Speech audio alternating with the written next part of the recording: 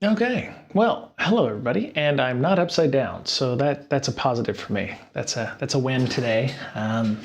Hope everyone's having a good day.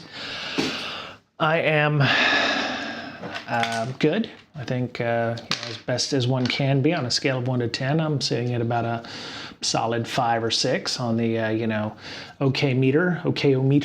I don't know if that's something I should start doing. How well am I doing? 10 being euphoric and like I won $1 million, and 5 and 6 is I don't know if it's logarithmic. Like 1 would be like like contemplating on life or what have you. I'd say in the last year or so, I've gotten down to about 2.5 to 3 on that scale, and I'm doing about a 4 to 5 today. Feel like I've got stuff accomplished today, which is nice. It's always good to see some accomplishment happening at work and with play. So, am I just really red? What's going on there with that? Maybe I need more light. Or maybe I got some sun today and didn't realize it. Weird. There we go. Okay, so it might just be the sun. I don't know. Hello, everybody. It's Brian. Thanks for coming and hanging out. So, some interesting news that has occurred. Oh, it's the sound of the military. I used to call it sound of freedom, but considering our current regime, I'm really, I don't know if that is coming to launch Sidewinder missiles at my house or if it's actually here to still defend freedom. So, there we go. Atlantic article signal. So, hope everyone's having a good day, at least. Hope chat is, hope nobody's in chat right now, so that's cool. Wanna give a shout out to some folks who followed the show in the last 7 days. Axroot, Illuminog, and Sid Heresy. Shout out to Sid Heresy for the shout out as well. And thanks to him for doing what he does, which is pretty awesome. So, okay, cool. So mixed signals. I don't know if you all have been reading this. It is a wild ass story, and it gets it's crazy. It's crazy. AP's picked it up. I actually read the article from the person who wrote the article. Let me see, where is it?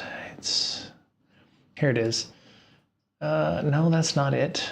I'm going to try to find the exact article I read yesterday from Jeffrey Goldberg at The Atlantic. Goldberg.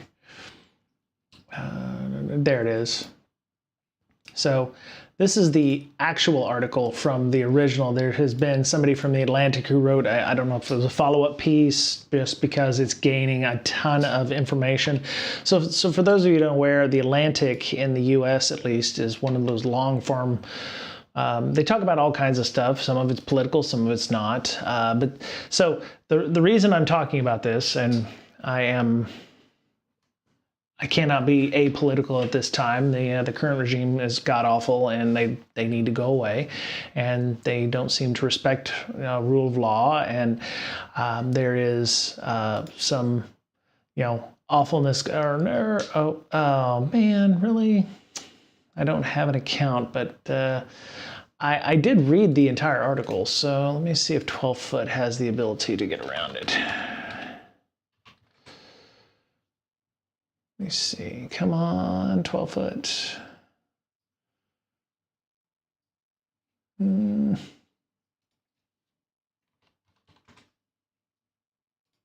12foot.io. Okay, there we go. I really should start, trying to figure out if I can actually. Yes. Okay, good. So you can 12-foot it if you'd like. I really should maybe support The Atlantic because there's not that many media organizations left that will actually give you legitimate journalism. So this guy, Jeffrey Goldberg, he's a reporter. He has apparently was involved in a Signal chat because he got added to this. It wasn't like he, did it on purpose or hacked his way into this thing, but he was added to a chat. Apparently, maybe somebody got a little overzealous with selecting how many people went into Signal chat, and he got added to this thing.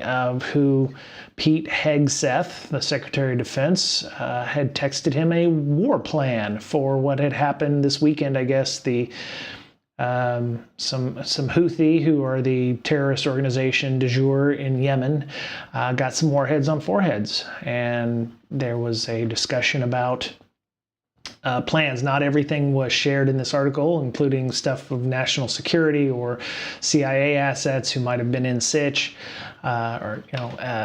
but it was, there's screenshots, there's discussions about it, and so let me see. He received a connection request from Signal from Michael Waltz, who is one of the staffers at the White House, Michael Waltz was the national security advisor for Donald Trump.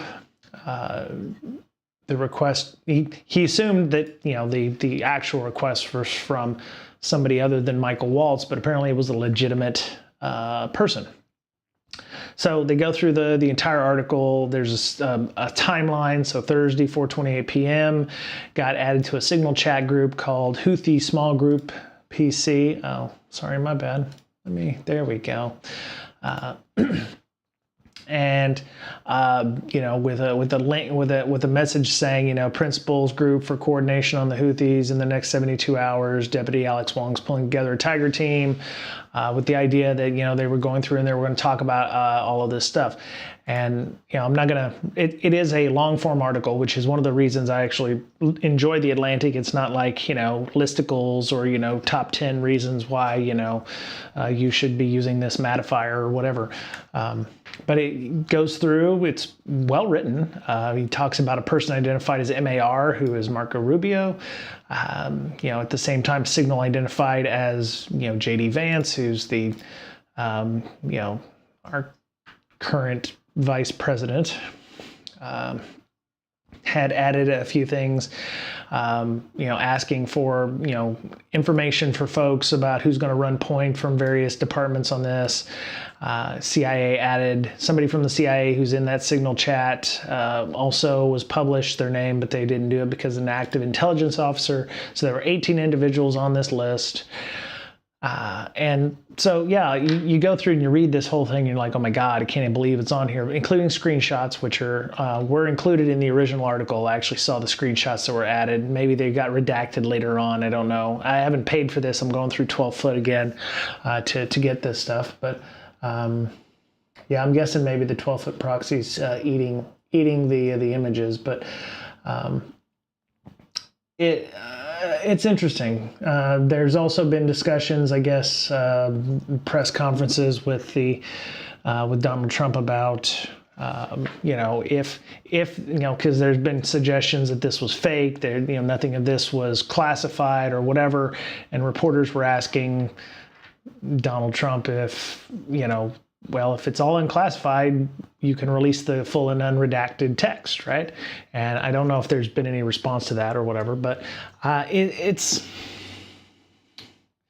I could see that this is like normal things that you'd use, I would imagine, with Signal. Especially some of the things I saw was like when you add somebody to a Signal chat, it just shows their initials. Like in this case, it was Jeffrey Greenberg's initials, JG. It could be anybody, right? In this case, JG was the reporter for the Atlantic instead of JG, who could have been Josiah Greenfeld, who was some intern at State Department or somebody who needed to be involved in this message. As far as I know, the reporter didn't actually say anything in the chat, but some things were definitely redacted. Some things were never mentioned. They said Jeffrey says he's never seen a breach like this. It's uncommon for national security officials to communicate on Signal. It's primarily, the app is used for meeting and other logistics, but not for detailed or highly confidential discussions of a pending military action. It seems that is the opposite of what has actually occurred. And it is suggested by the reporter that this could violated several provisions of the Espionage Act, which governs the handling of national defense information, according to national security lawyers. Now, that's assuming the current regime actually, upholds the rule of law, which they're not going to. They don't care whether or not it does violate the Espionage Act at all. But so I'm just saying, if you have Signal chats out there, whether it be, a gaming session that you use, or, you're planning to put warheads on foreheads on terrorists in Yemen, and you decide to share ultra secret, intel and people's names on Signal, be wary of, and know who is actually involved in your Signal chats going forward, to make sure that you're, I would say, somebody's going to want to, save that page if they can. But yeah, there's definitely violations. They went in and talked about, what it's going to be like, what Europe is going to need to give some kind of remuneration for whatever favor the U.S. is doing by, blowing up some Houthis in Yemen. And so, yeah, there's a lot of, I'm sure that this was not expected by the U.S. government in this case. So let me see, where are some of the other places? Let's see.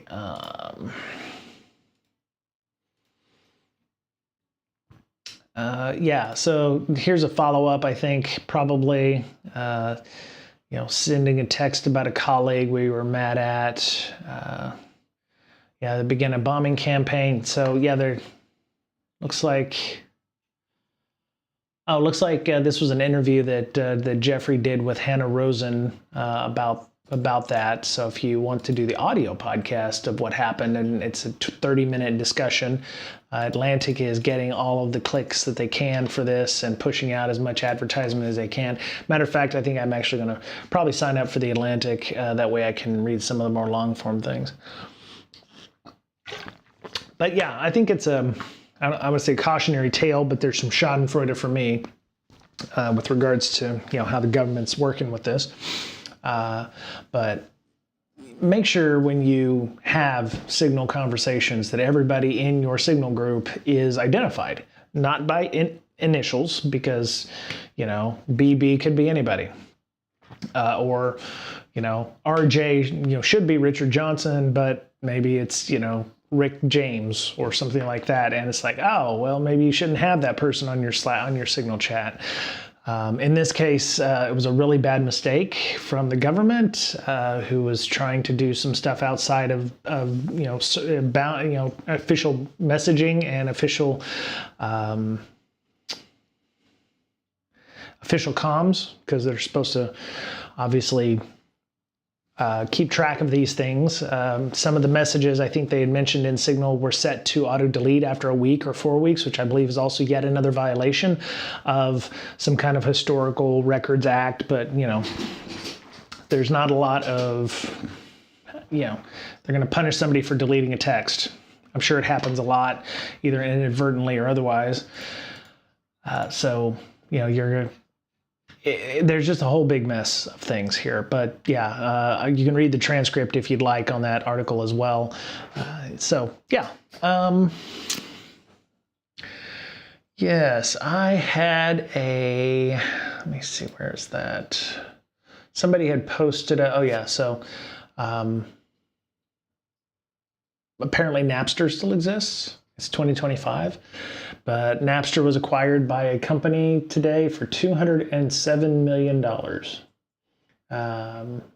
So for those of you who are of a certain age, you remember Napster back in the day, either from, Camp Chaos, Metallica, where you got, Lars Ulrich and them, Good afternoon. My name is, Lars Ulrich from Metallica. I worked for years to get where I am today. Years and years of playing clubs and recording demo tapes. Me and my buddy like James Hetfield here have shed blood, sweat, and motherfucking beer to get where we are today. Beer, good. Like belief. I mean, the other day was like obvious to me how much money we have because our bassist, like motherfucking Jason Newsted bought his very first gold-plated Ferrari, and the fucking thing came with, like a crew of naked Filipino sex slaves and this Mexican houseboy, all free just because he's from Metallica, That's fucking rich, man.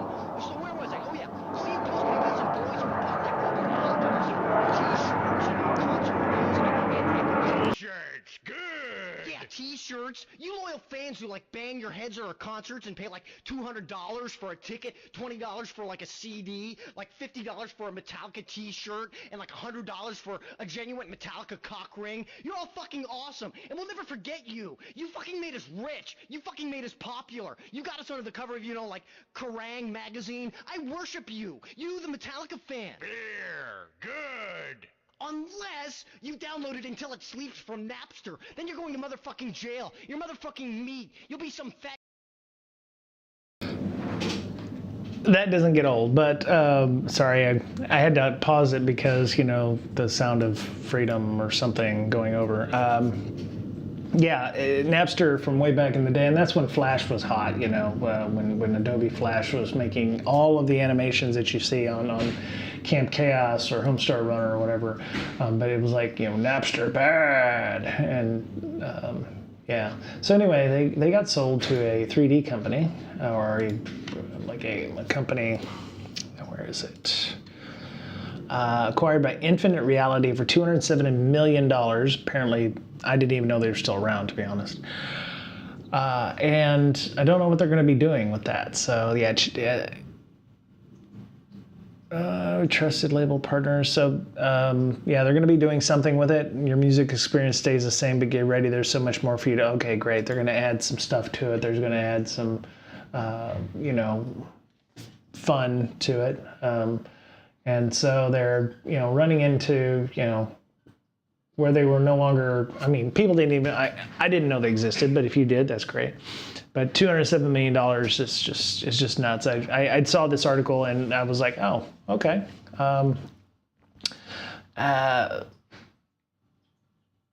If you get your music from there or whatever. I think they went legit after like 2005, so it was like you had to download stuff from them now, and they were trying to compete with iTunes and all those things back in the day.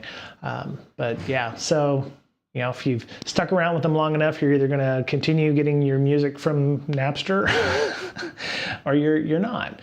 So yeah, just interesting there. So 23andme. Yes, leave. So 23andme is in the news. Yeah, so again, for a different reason, but kind of the same. So 23andme is actually filed for bankruptcy. And what I didn't know was this is probably a good example of one of those things where a breach actually can cause the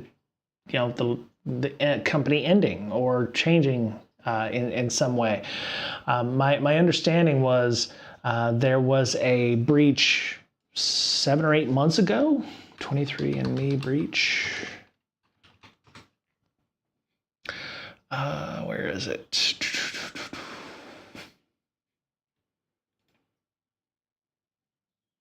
No, that's not it. Everything's about the bankruptcy right now. Let me see if I can. Bankruptcy.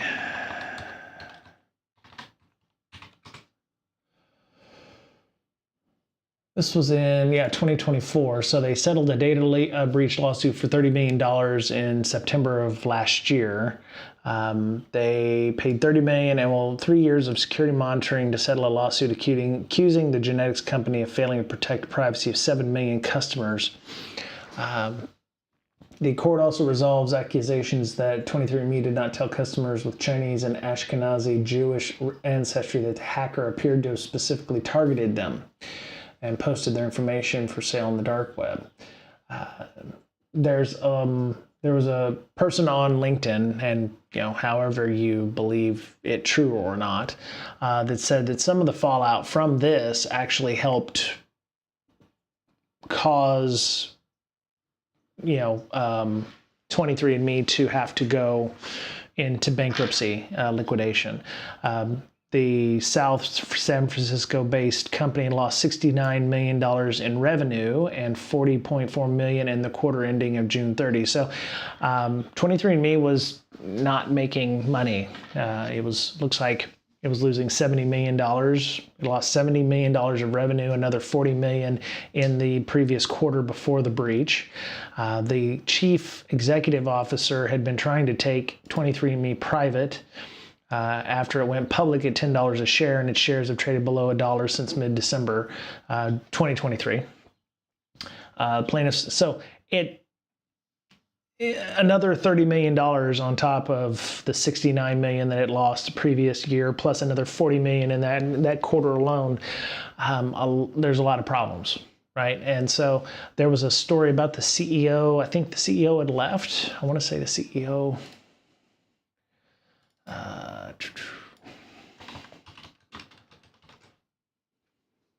Yeah, she resigned. And about the same time they resigned, what it sounds like was the CEO was trying to take it private, as mentioned in that previous article. Maybe it was unable to, and then realized, the rats are leaving the Titanic, if you will. And so late Sunday will file for bankruptcy, and the founder will depart after she repeatedly tried and failed to take the storied but financially troubled DNA startup private. The company will now try to sell itself through a court-supervised sale. Closed Friday at a hair under $50 million. So it's only valued at $50 million. It's actually valued less than Napster by 4 times almost. Wow. That's crazy. So when it went public, it had a $6 billion market cap. So it has lost 95% of its value. Yeah, 90+% of its value in 3 years. It actually went. It IPO'd post-COVID, so it's not like it was, doing really awesome before the COVID, and then the pandemic happened and it went, pear-shaped. This is, yeah. So even though she left, she still is making it clear she plans to attempt to purchase 23andMe. She wants to be in the best position to pursue the company as independent bidder. So I'm not gonna. Let's see. See if there's a better article here. She owns 49% of the company, so she owns 49% of a $50 million company. So she owns $25 million worth of the company. She's trying to get that additional, X number to be able to take it private. The problem is I don't think she's going to get the funding to be able to do so.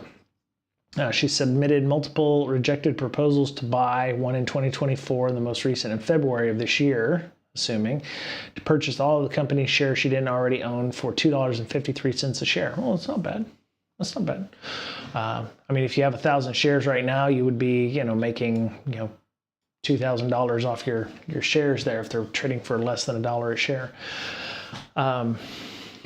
So she may still be able to buy it based on her departure package, and she's going to have, if they file for bankruptcy, they're still going to have to pay her golden parachute as per her contract. So she may be able to turn that around and buy the company. Yeah, that's crazy. $3.5 billion valuation in 2021. $6 billion after it hit the market has dropped precipitously. Oh, it's only worth $23 million according to this article, entrepreneur.com. So the other big issue, and the reason I'm calling this out, is it's one of the few times I've ever seen an attorney general of a state say they're going into bankruptcy, which means Chapter 11 means that all of the assets are going to be liquidated.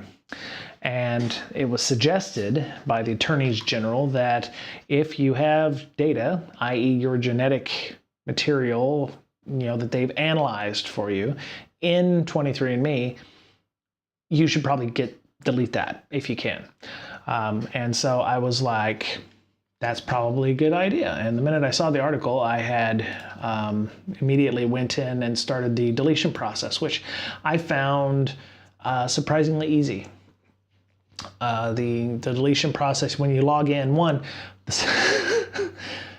the site was being hammered to the point of it took me. I don't have a password. I was using OAuth flows from Google to be able to log in.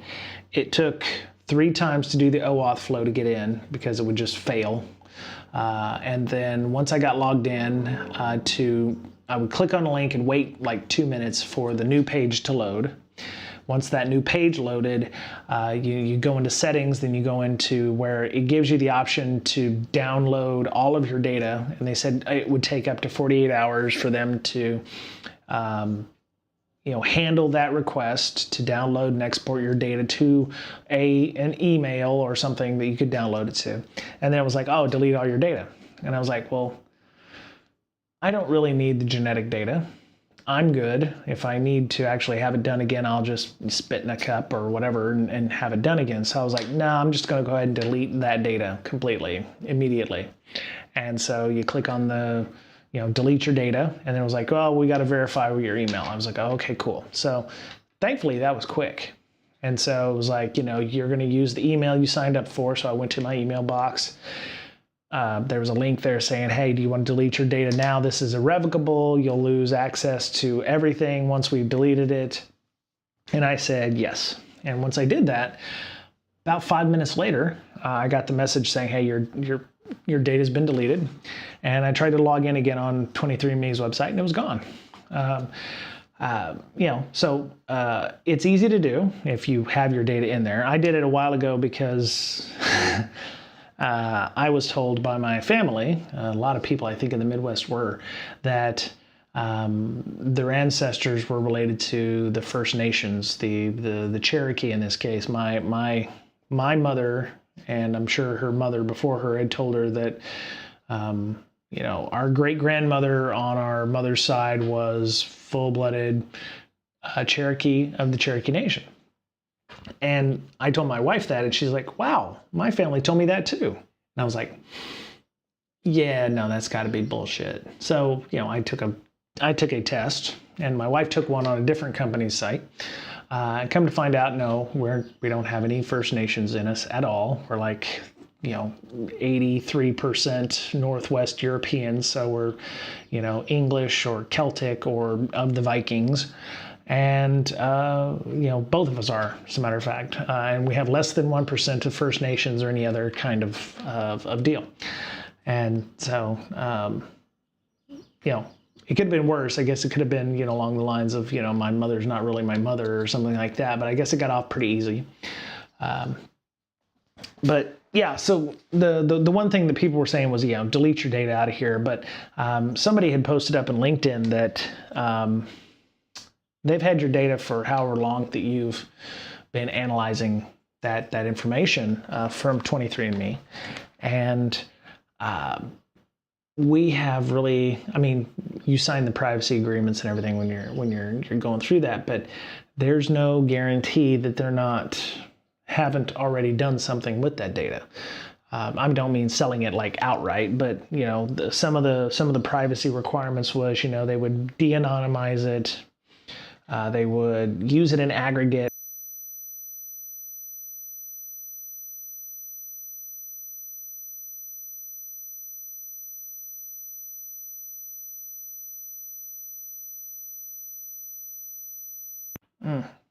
Okay, there it is. Oh, okay. Lost it for a second. 55% of the people in their database sleepwalk, or 43% have sickle cell, or the markers for sickle cell, or you might hate cilantro because of this genetic marker or something like that. They're selling that data. And the fear was, once they go into Chapter 11, whoever buys the company, whether it be the CEO, who has vowed that they're trying to take it private, and good luck to her if she does. But it could just as easily be bought by a shell company for $200 million, and they're like, well, we'd be stupid to not take that payout, for $200 million or something, because it's a pittance, right? $200 million for a company valued at $23 million, according to entrepreneur.com. So, we're going to pay you 10x for all that data. You'd be stupid not to, right? So, delete your data, just as a matter of course. But understand that, again, you have to trust the process. So if they've deleted your data, you're going on the assumption that they've deleted your data. It's gone. Not that, oh, well, we just removed access for you to access that data, and hope that that data has actually been deleted. And I'm sure I'm not the only person who's done that. And the website, performance was probably indicative of other folks doing similar. But yeah, it's there's it's a problem. I mean, that's like the most, I don't want to say most precious data that you have, but it's the most unique data that identifies who you are. And at some point, the next version of this would be like, give us your DNA sample. And at some point in the future, it'll be like, oh, well, we can take this DNA from 20 years ago that you may have given us and clone a new you. Or the technology could exist, to have that. So from a privacy point of view, I probably shouldn't have done this in the first place. But, I was just doing it because I was like, well, wanted to find out if I had any First Nations, genetic makeup in me. But yeah, it's unfortunate that they have gone under. But I mean, if they weren't profitable in the first place, that makes a lot of sense. Maybe they're not profitable because they actually had ethics to, hey, we're not going to sell that data to bad people, or maybe in this case, maybe the GRC and the ethics part got in the way and didn't allow them to have the ability to market in such a way to make that money. I'm sure there was a lot of companies that would come to them asking them to harvest that data, or to, oh, well, you can do X, Y, and Z and go a little bit further or something like that. I'd like to believe that that is the case and that they actually cared about the data. All of the company's independent board members resigned in September due to strategic differences with Wojcicki and have been replaced. Wow. Okay, so in November they laid off 40% of their workforce, or 200 people. So that is, that's indicative. So yeah, they say data privacy is still a concern. California Attorney General Ron Bonta issuing an alert on Friday, reminding them they can delete their genetic data in light of the company's financial troubles, which a lot of people have done. To revoke your permission, if you previously consented 23andMe and third-party researchers to use your data, you may withdraw that consent under research and product consents. Now, so we have in California, consumers can delete their account and genetic data, but I did not give my information when I lived in California. So the other reason I felt like I needed to go in there and do that was because I don't know if I'm covered under California law, even though I live in California now, but when I gave it, I lived in Washington State. Hopefully they have similar customer protection rights. The CCPA also vests California consumers with the right to delete personal info, which includes genetic data from businesses that collect PII from the customer. So yeah, my hope is that, so this is all correct. This is a good workflow for that. Log into your 23andMe account, go to settings, go to 23andMe data, view your data, if you want to download your data. Now, it's kind of one of those things like, do you need it? What are you going to do with it?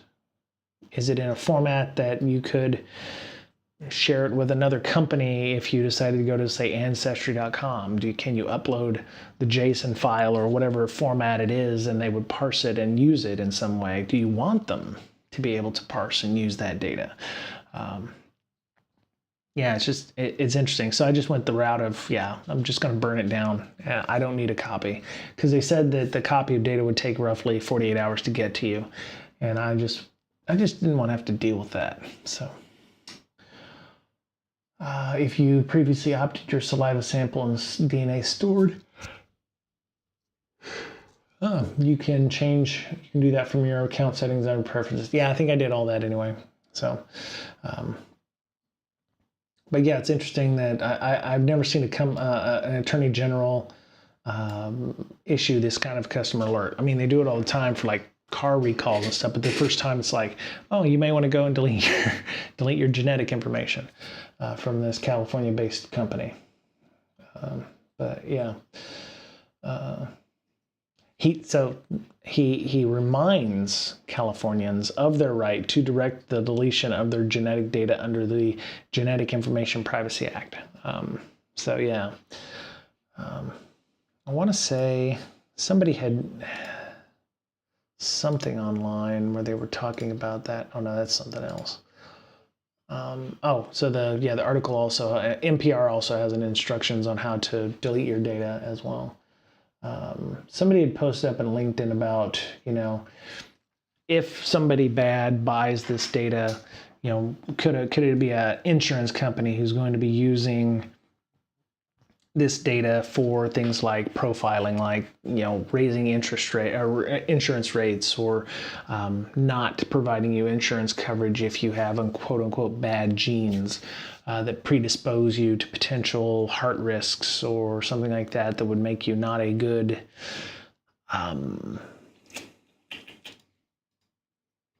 risk to insure for like life insurance, term or whole life insurance.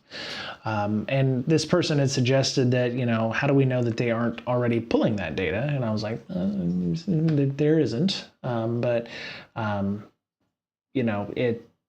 That's the end game, right? You want to make sure that you're not giving them that opportunity. If you have a predisposition to heart disease, there are things you can do to minimize that. You can do risk mitigation of your own. So, but you don't want it to. There's a multitude of reasons why you don't want companies to even have the temptation to use that data in that way. So, just another thing to think about when you're running into that.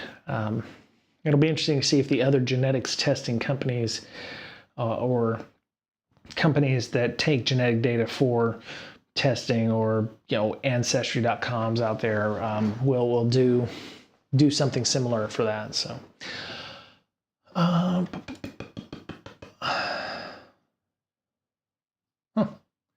Tuesdays are not a good day for streaming, apparently, or people just aren't available.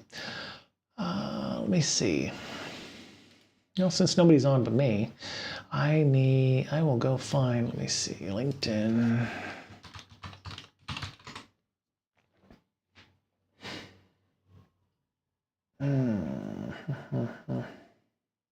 LinkedIn's really gotten, it really went to shit real quick. It just really interesting. Let's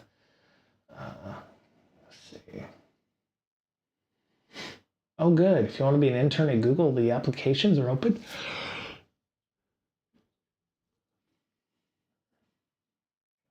There's a lot of folks out there hurting for jobs. It sucks. And then IBM has announced that they're going to lay off 8,000 more people. I imagine that there's a lot of companies out there that are leveraging or thinking they're about to leverage AI to be able to do a bunch of stuff, and they're going to find themselves. What I'm hoping is that this is kind of a thing like this, and right now we're on the we're gonna start bottoming out, and then it's gonna be like, oh shit, AI isn't what we thought it was gonna be, and then we're gonna pop right back up where there's gonna be a ton of people needing stuff. I think that there's still gonna be some jobs that are not going to be rebounding as quickly. One I would say is probably like developers potentially.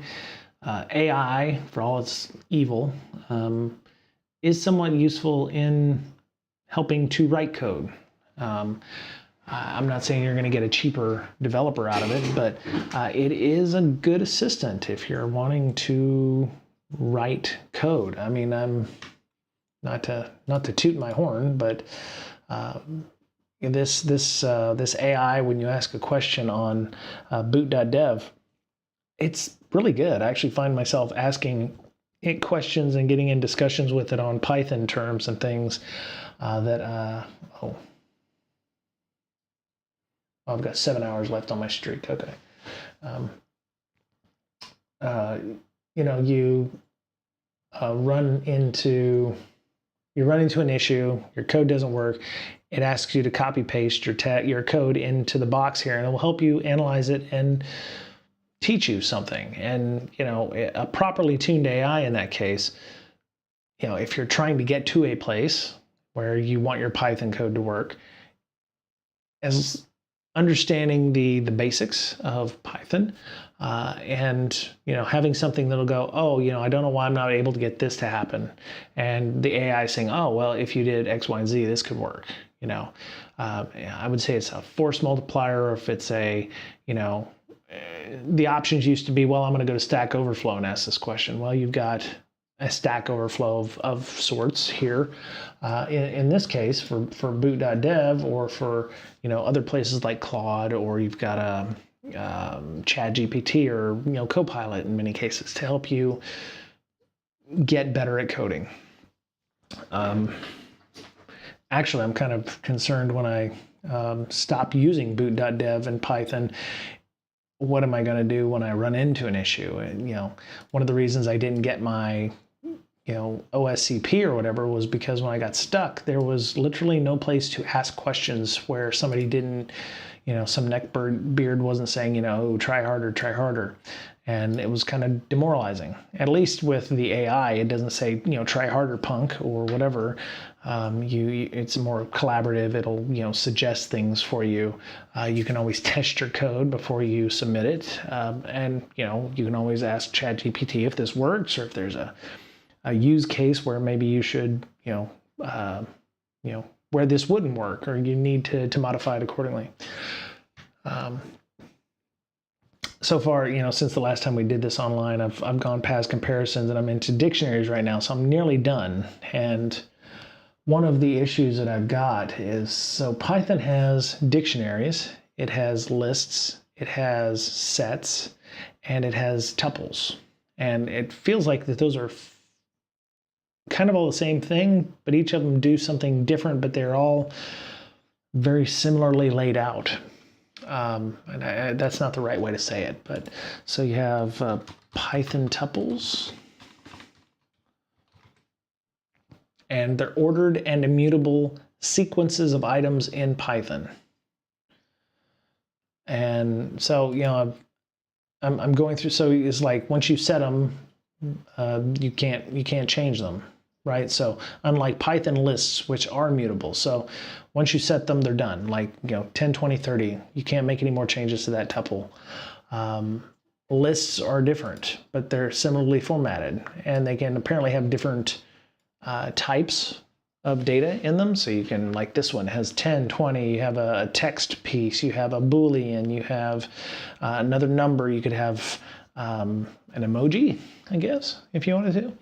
And then there's dictionaries,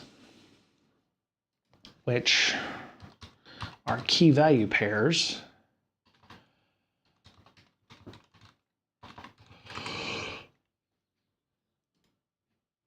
Those are key value pairs, which are different but the same. And this, so if you got rid of the key value pair, it's really just another list, right? It's but they're ordered, right? They're changeable, and they do not allow duplicates. So they're ordered, kind of like your tuples were. Where did it go back?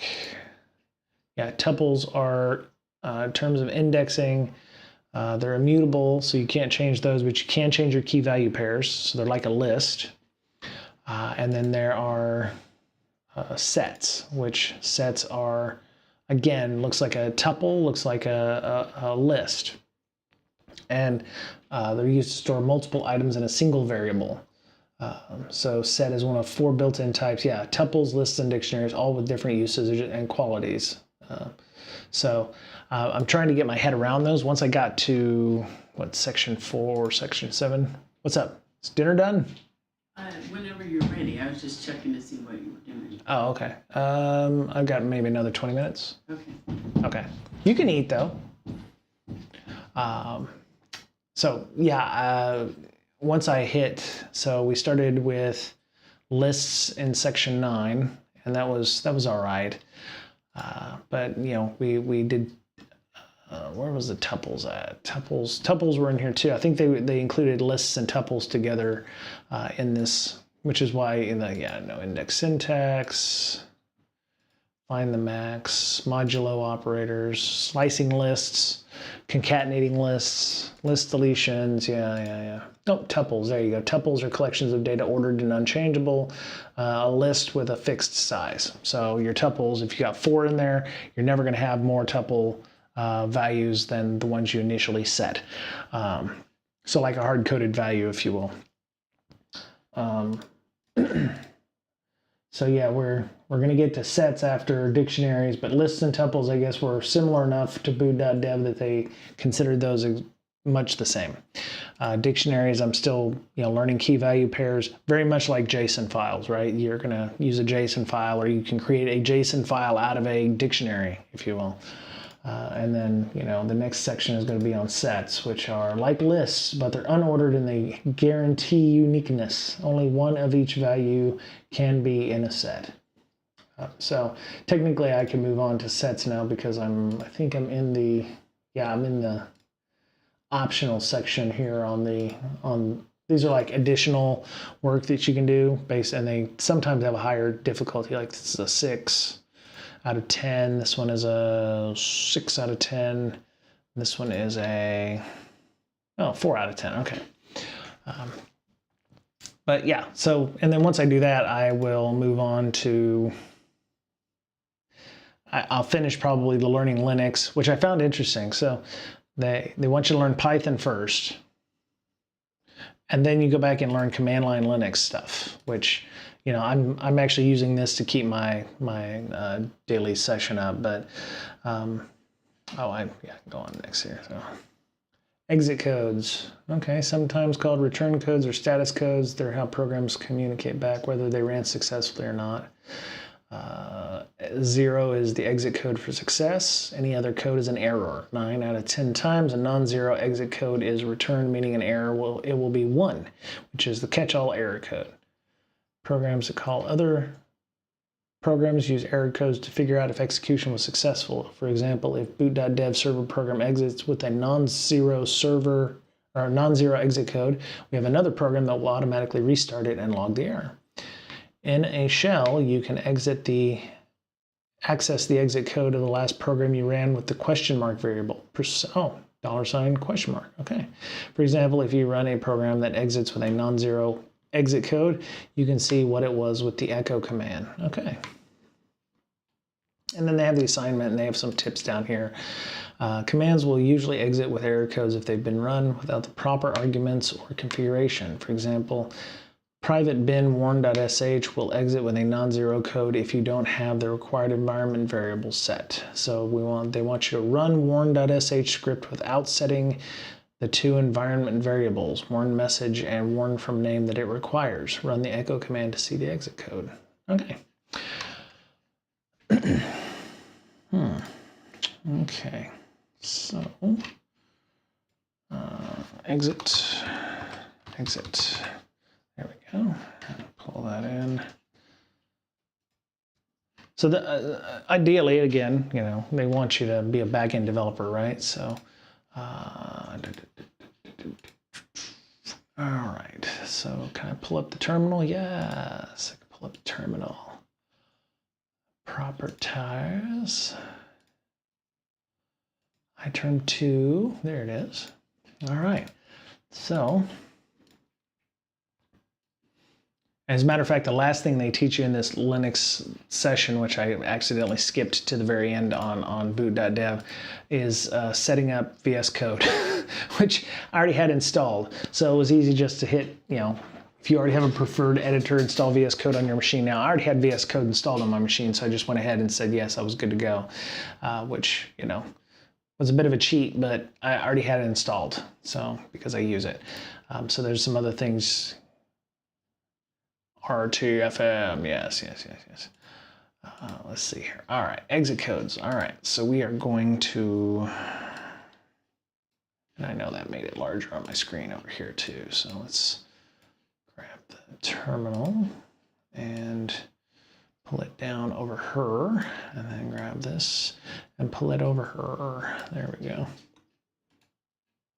And then, so we need to go to CD World. So the Linux version of this, they have you pull down a zip file and unzip it, and it's a fake web app called World Bank, BANC. Then we go to private bin, and then ls. So warn.sh is in there. There it is, right there. So one of the tips is they said you can unset your warn message. So unset, and I'm using Mac OS here. So env var name, and then unset. You can use the unset command to unset an environmental variable. Okay, so unset warn message. Make sure those are unset, and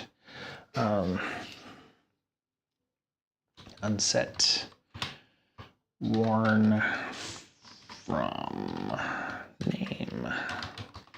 All right, so both of those are unset, and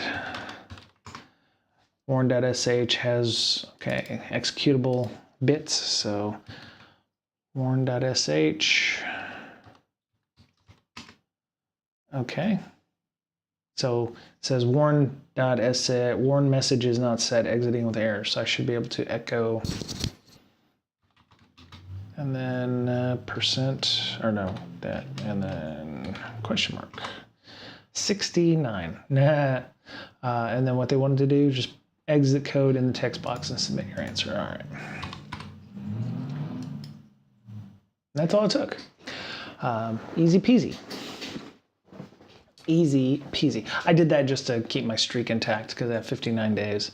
And, you know, they give you the ability to keep your streak alive by, you know, if you get up to 5,000 XP per day, then you get another one of these embers, which will hold your protection for an extra day, or you can get these frozen flames, which will protect your frozen streak, or you can go buy stuff at the shop. So, yeah, frozen flame, 4 days. It'll hold yours for 4 days. I just got these because I earned them through the daily challenges. So, see, I can accept a new quest. So let me just pop that. There we go. All right.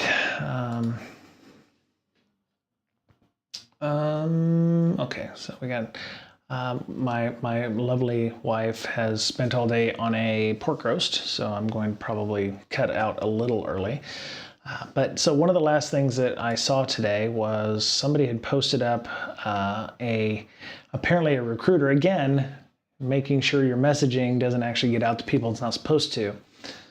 Again, I don't know how true this is, but if you're worried about, you know, the idea that maybe you're being discounted for certain things and people are telling you you're batshit crazy, somebody posted up a link of stuff that they got accidentally from a recruiter. I guess they had sent an email to somebody. They were hoping to send it to that person about how they recruit, or, you know, what things they look for when they're recruiting people. And these were a couple of things for like a developer to do. So what they were looking for, and I would call these things outside of the job description. So let's say you hit every mark on the job description. Yes, I've got 5 years of experience in Python, and, you know, 12 years of experience with containers, and 45 years of experience with Kubernetes and whatever. They're also going to look for, these are the hidden Mickeys, if you will, the hidden ideas, or the things that are going to be like, yeah, no, according to your resume, yeah, no, we're not going to allow you to be in here.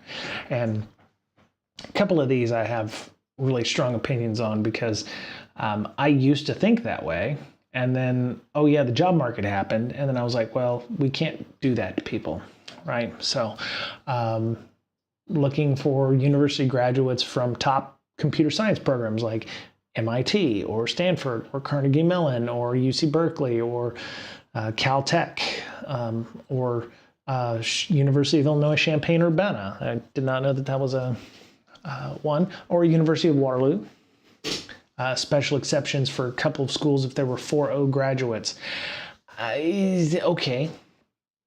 I didn't know that GPA still mattered, but I'm assuming this is like junior people. If you're like got junior people and they've just graduated, what was your GPA? Well, if you have a 4.0 from probably not University of Phoenix, you're not going to get that. 4 to 10 years of experience of development. And again, this is maybe the job description really says 2 years of experience or 4 years of 4 years of experience, but what they're really looking for is anywhere between 4 to 10 years of experience for this job.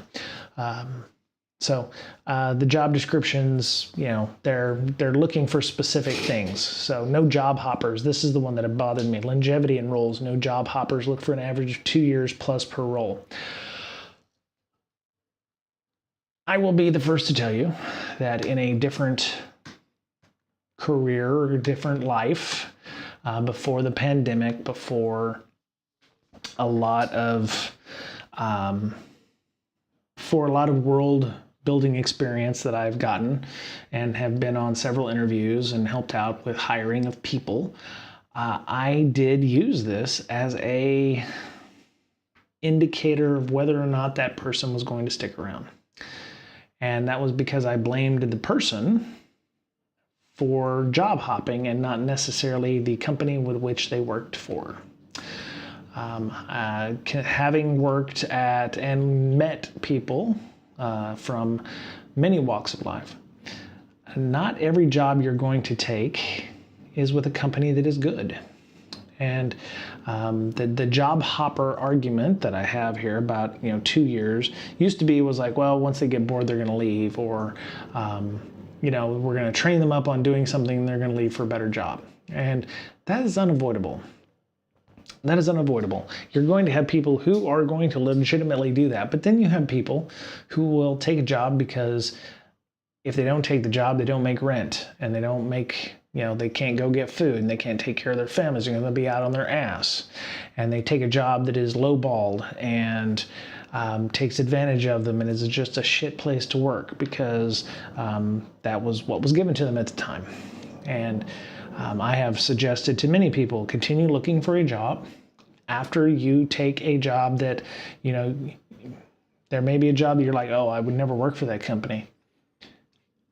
I guarantee you, if the difference in taking the job and not taking the job is I'm going to be out on my ass living in my car with my family for X number of months, in many cases you don't have ethics at that point about, well, they may club baby seals, but I need to work and I need to eat and I need to, live with a roof and I need to have medical insurance and whatever. You're going to take that job because you don't have a choice. And if you disagree with me on that, you've obviously never been in that position. And I will argue that point with you. So, but I have learned that not every role that people take is going to be a good role. There were several jobs that I've had where it was like, I need to get the fuck out of here, and it's only been a year and a half, and you end up powering through that and damaging whatever mental health that you have. But don't look at somebody's resume and go, well, they only worked a year and a half at this job or a year and a half at that job or whatever. Maybe they were on a contract, or maybe they came in and did such a great job they put themselves out of a job. The only thing I would suggest is if you're looking for somebody who does job hop like that, I wouldn't ask them why. Maybe I would try to figure out if they've done everything that's on that list. But it might be helpful for you to do what you can to figure out why they did. Within reason. It's like, why did you leave these jobs? If they don't want to tell you, then don't pry. But it's helpful to figure out, what are they looking for, and is your company a good fit for that? Because that might be, if they tell you, well, I'm looking for a job that allows me to take care of my sick relative, and the companies that I was working for did not allow for that. Well, if your company has no work-life balance and your company is expecting 80 hours a week of work, this person is not going to be a good fit for your organization. They're going to come in, work for a year or so, they're going to have problems, and they're going to leave. And that's on your company, not the person that you don't want to hire there. If your company is one where the culture sucks, yeah, that might be something that you have to keep in mind when you're hiring. We expect 60 hours a week of work. Well, you're not going to get somebody who wants to necessarily work 60 hours a week unless they're just super hard up for the job, right? As I said, going back to, if I don't take this job, I'm not going to have a house to live in, and that kind of thing. So, think about that when you're hiring. Significant experience at notable startups, such as those backed by Y Combinator, Sequoia Capital, etc. Our clients will not hire anyone who worked at large companies only, even if the large company was Google or Facebook. If large companies are all they have, they will be rejected. Wow, so if your only experience is with a FANG or Meta, you're not going to get to work at this company. Interesting. I haven't even gotten to the candidates who've ever worked at this are not the right fit.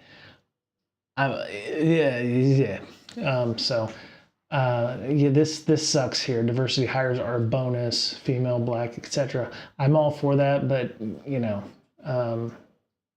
being qualified, making sure that you're not hiring just because they're female or black. I'm all for diversity in the workplace. Yes, we should definitely hire for diversity in the workplace, but don't call that out there. That's just not good. Just not good. No H-1B visas. Bonus points for founding engineer or founder experience. Okay, this feels like a startup or something maybe.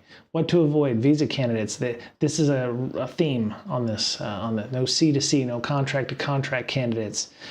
Job hoppers, graduates from boot camps, coding boot camps. So they don't want anybody who's just gone in and spent 50 hours crash course in Python. So no consulting backgrounds. Interesting. Experience at IT software development firms instead of actual product companies. That's interesting. Okay. No consultants. Experience is limited to big companies only, Uber, Intel, etc., unless they're paired with startup experience. So, okay. Fake profiles. Well, yeah, duh. Make sure you screen candidates properly, as there are fake scams all over the IT world. Or they just work for North Korea, right? And then, if you've ever worked at Intel, Cisco, HP, TCS, I don't know what TCS is, Tata, Mahindra, Infosys, Capgemini, Dell, Cognizant, Wipro, or Cognizant. They really don't like Cognizant because they put Cognizant on there twice. They really don't like Cognizant for whatever reason. And my guess is it's because a lot of these companies employ visa candidates. If you're, they're currently working at Cognizant, there's very good chance that they may be on a visa, an H-1B visa. Same with Tata, same with Mahindra. Not sure about Dell and Cisco and Intel. Maybe that's just a matter of choice, or maybe their culture doesn't fit this group. Maybe it could be because they don't want visa candidates. They only want people who are in the United States or whatever respective company they live in or work in. They don't want people who are going to need a visa to work here. They don't want people with boot camp experience. So I would be mostly okay with this, except for the expertise in all of these things like TypeScript, Node.js. I would fit most of these things. I've been 2+ years at every role that I've been at. So like 3 years, 4 years, that kind of thing. So I wouldn't be a diversity hire unless you count veterans. So it was interesting to see that recruiters actually have other things they're looking for inside the job description. So especially like if a candidate has ever worked at this company, you're not going to get there. So it's a negative to say that you work at Intel. What I would like is, for transparency purposes, maybe they say, hey, we're not looking, I know they probably can't say, well, we're not looking for anybody who's worked at Intel or Cisco or HP before or something, but it just sucks that if you're, been laid off from Intel, that's a negative for you. or Cisco, or, maybe there's a company out there that won't hire anybody who's worked at a FANG, for that reason. Like maybe they came directly from a FANG. We don't want them working here. I wouldn't say their loss, but there's reasons for that, I guess. Maybe it's a culture thing. Maybe they, maybe they want people who work at startups because they want people who work in a startup mentality where it's like, I need to work 80 hours a week because I need to get, from 0 to 1 in terms of creating product ideation or whatever. It's, I think that you should be upfront with the candidate when you're talking with them about that. So, yeah.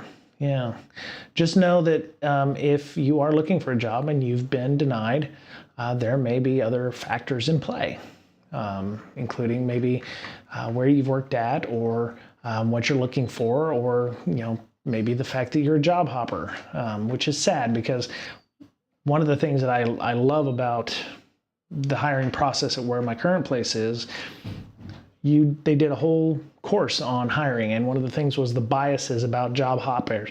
You're not supposed to look at a resume and go, well, they've had 5 jobs in the last 3 years, that kind of thing. It's like, maybe there's a reason for that, and that should be a bias that doesn't enter into your decision-making skills, into your decision-making process. There could be a great number of reasons why. And, maybe they took a coding boot camp because they're trying to upskill to a different job. Maybe they were a PM before. Maybe they want to be a full stack developer now. They have 10 years of manager experience, but they don't like being a manager anymore. They're going to go and be a developer. Nothing wrong with that, but it's like, where are you going to get the experience of coding? It's like, do you do stuff on the side? Those kinds of things. So, I still think that hiring is busted. There's too much. I think I made that comment today. My wife actually made the comment, but I repeated it, that, we're using AI to weed out bad potential hires. But then you see articles about people like, oh, they're using AI to get around the interview questions or whatever. I'm like, you can't have it both ways. You can't use AI to discount somebody and then have, potential leads using AI to answer the questions. My other thought was, well, what if you're hiring for a prompt engineer? Wouldn't you want them to be using AI to get hired as an AI prompt engineer? There's a bit of a thing there. So anyway, I think I'm gonna go. I want to appreciate you watching because, according to this, I don't see anybody watching right now. But if you're on, appreciate you. If you're lurking, I appreciate you too. It's okay if you don't want to talk. And hope everyone has a good day. I probably will come on. I want to do Thursday because I think Friday I need to go and do some stuff because B-Sides San Diego is this weekend. And I think I have to head down to Mission Valley on Friday afternoon to get my badge, get my red shirt because I'm gooning this weekend. So I probably will be on Thursday instead. And so we'll do some Python stuff or whatever I have left in the Python class to be able to do that. So cool. Hope everyone has a good rest of their day. Take care of yourselves. Be kind to one another. Make sure you set your signal chats properly. And take care of yourselves because as I'm fond of saying, you're the only you have. Okay? All right. Take care now. All right. Bye then.